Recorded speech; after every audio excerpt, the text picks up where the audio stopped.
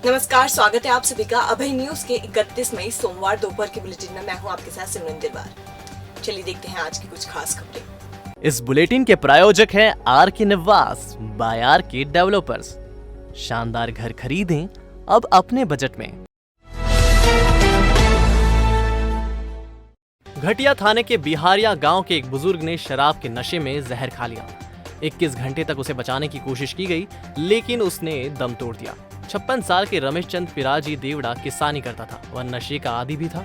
रविवार सुबह 11 बजे खेत से लौटने के बाद उसने जमकर शराब पी। नशे की हालत में ही उसने गेहूं के बचाव के लिए रखी जाने वाली गोलियां खा ली। गोली खाने के बाद उसका जी घबराने लगा और उल्टियां होने लगी। बेचैनी की हालत में उसके हाथ पैर ठंडे पड़ने लगे। बेटे भवानी देवड़ा ने पिता की हालत देखी तो वाहन कर वह तत्काल उज्जैन के संजीवनी अस्पताल पहुंचा।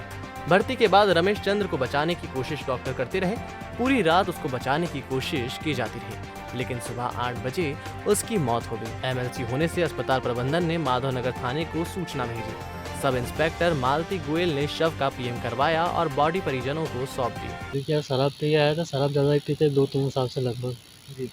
उसमें कि अचानक जलन वलन का चक्कर था, पेट में होने लगी।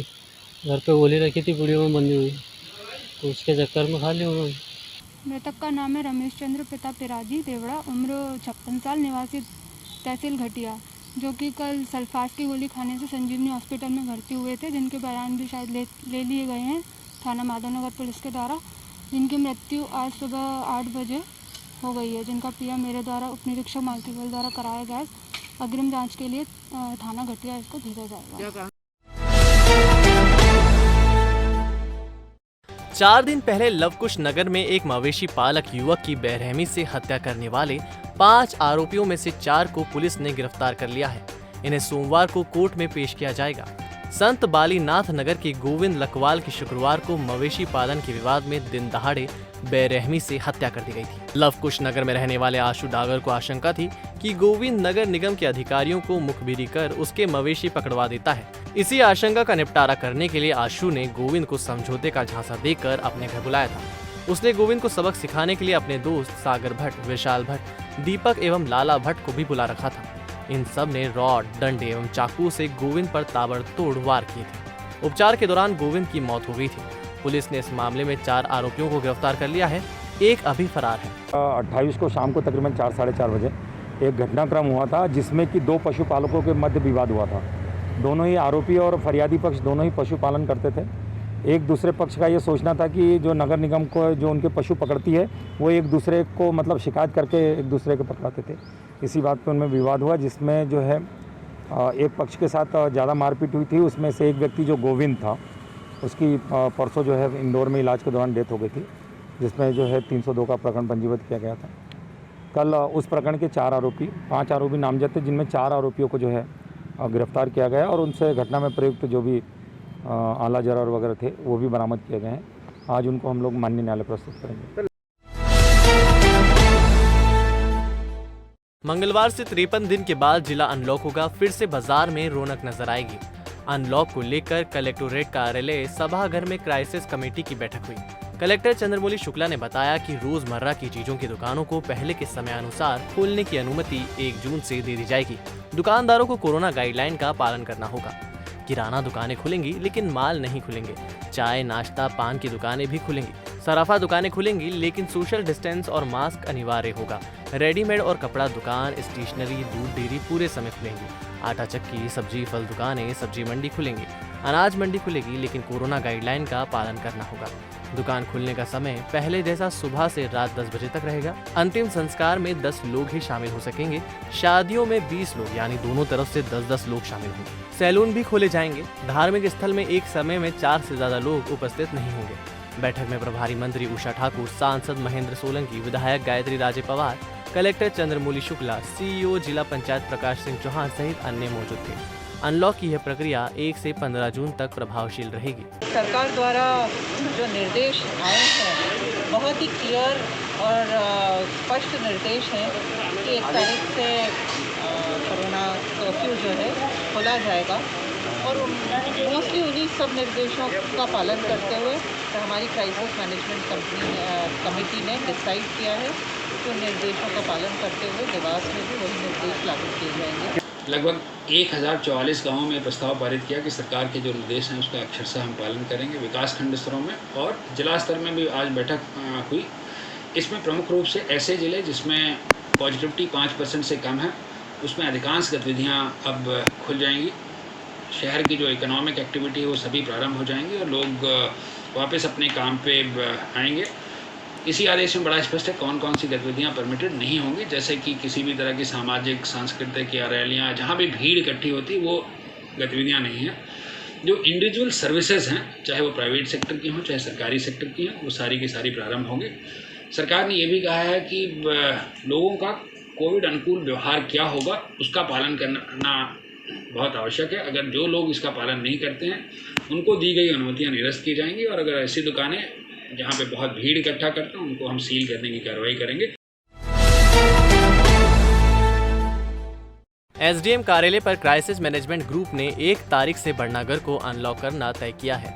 एसडीएम योगेश भरसट, विधायक मुरली मोरवाल, पूर्व विधायक शांतिलाल धबाई, पूर्व विधायक मुकेश पंड्या और क्राइसिस मैनेजमेंट के सदस्यों ने अनलॉक पर चर्चा की। इसके मुताबिक सुबह 8 से लेकर शाम 6 बजे तक बाजार खुलेगा। सप्ताह में 3 दिन लेफ्ट और 3 दिन राइट साइड की दुकानें खुलेंगी। दुकानदार कोरोना गाइडलाइन का पालन करते हुए दुकान खोलेंगे। विवाह समारोह में 20 लोग दोनों पक्ष की तरफ से शामिल हो सकेंगे। यहाँ पे शादी है और उसकी परमिशन कलेक्टर साहब से लेने जाएंगे। उसकी परमिशन यहाँ बड़नगर में थाने से या एडीएम साहब के यहाँ से परमिशन होना चाहिए। और 20 लोगों की आप बोल रहे हो 20 लोग शादी में आएंगे तो 20 लोग बाजे वाले, बैंड वाले, घोड़ी वाले, इसके अलावा बर्तन की दुकान, कपड़े की दुकान, चांदी सोने की दुकान, इनका क्या होगा? हम लोगों ने और भी बहुत कुछ सुझाव दिए हैं। तो आज ये निर्णय हुआ है कि जो दुकानें जैसे एक गली में है तो एक साइड एक दिन खुलेगी, दूसरी साइड दूसरे दिन खुलेगी। इस प्रकार से 50% दुकानें हम खुली जाएंगी। शादियों के बारे में बताया गया है कि एक पक्ष के ओर से 10 लोग, ऐसे 20 लोग ही शादी में सम्मिलित होंगे और संबंधित की सूचना उनको थाने पर देनी होगी। इसके साथ ही जो कोरोना के गाइडलाइंस है उसके तहत हमें पूरा पालन करना है। समय का जरूर इसमें चर्चा हुई कि हमारे बड़नगर में मॉर्निंग में 8 बजे से शाम को 6 बजे तक, मतलब लगभग 10 घंटे हम ये गतिविधियाँ खोलेंगे। इसके साथ भी जो एकल दुकानें किसी गली मोहल्ले में, वो दुकानें दिन भर खुली रहेगी 10 घंटे के लिए।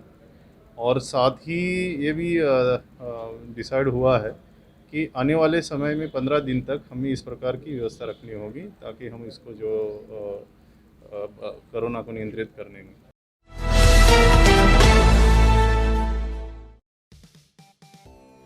रायकवार परिवार की ओर से सबके लाडले मोक्ष रायकवार को पहले जन्मदिन पर ढेर सारी शुभकामनाएं। घर में मितांश के नाम से पुकारे जाने वाले मोक्ष ने जब 31 मई 2020 को रायकवार परिवार में जन्म लिया तो मानो जैसे सारे जहान की खुशियां माता पिता की झोली में आ गई। आज आपके पहले जन्मदिन पर भी पूरे रायकवार परिवार में वही खुशी फिर से सभी के चेहरों पर चमक रही है। भगवान से प्रार्थना है कि आप इसी तरह हंसते खिलखिलाते रहें और मम्मी पापा, दादा दादी, नाना नानी और पूरे रायकवार परिवार के लिए हमेशा गर्व और आदर का प्रतीक बने रहें। इस शुभ अवसर पर मितांश के मम्मी पापा विशाल रायकवार, आरती रायकवार ने उन्हें सदैव खुश रहने की दुआ दी। दादा दादी सुभाष रायकवार, शकुंतला रायकवार, राजेश रायकवार, सरिता रायकवार और राधा रायकवार ने खूब आशीर्वाद दिया। नाना नानी कृष्णा सिसोदिया, पार्वती सिसोदिया और भावना सिसोदिया ने भी अपना शुभ आशीष दिया।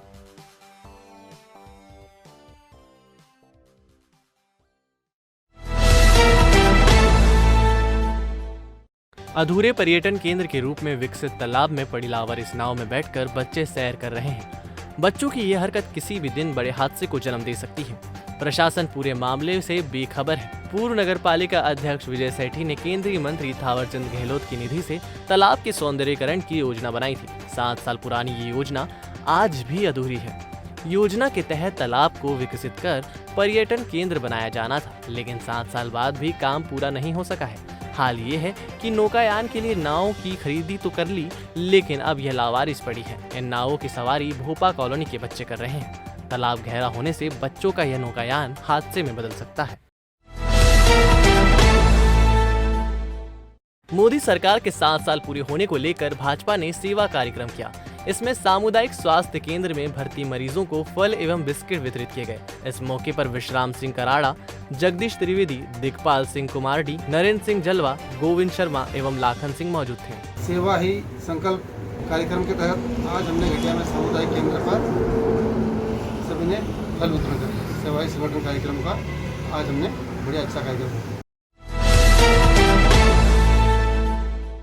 कोरोना महामारी में सार्थक भूमिका निभाता अमलतास हॉस्पिटल। यहाँ है 550 बिस्तरों वाला सर्व सुविधा युक्त कोविड वार्ड, जिसमें 100 बेड का आईसीयू और 450 बेड ऑक्सीजन सुविधा से लैस है। अमलतास इंस्टीट्यूट ऑफ मेडिकल साइंस के संस्थापक सुरेश सिंह भदौरिया व चेयरमैन मयंक राज सिंह भदौरिया के मार्गदर्शन में हॉस्पिटल की ट्रेंड स्टाफ और अनुभवी चिकित्सकों की टीम हर पल मरीजों की सेवा के लिए तैयार रहती है। ये पहला ऐसा हॉस्पिटल है जहाँ का एक भी स्टाफ संक्रमित नहीं हुआ। एकमात्र अस्पताल जो उज्जैन, आगर, देवास और शाजापुर के 1600 से ज्यादा कोरोना मरीजों का उपचार कर उन्हें सकुशल घर भेज चुका है। हर वक्त है आपके साथ अमलतास हॉस्पिटल। हमारा पता है बांगरगांव, देवास उज्जैन हाईवे 7272426514 और 7024107416। तो आपने देखी आज की कुछ ताज़ा खबरें। अगर आपके पास खबरों को लेकर कोई फीडबैक है तो हमें जरूर बताएं। कल फिर मिलेंगे इसी समय। नमस्कार।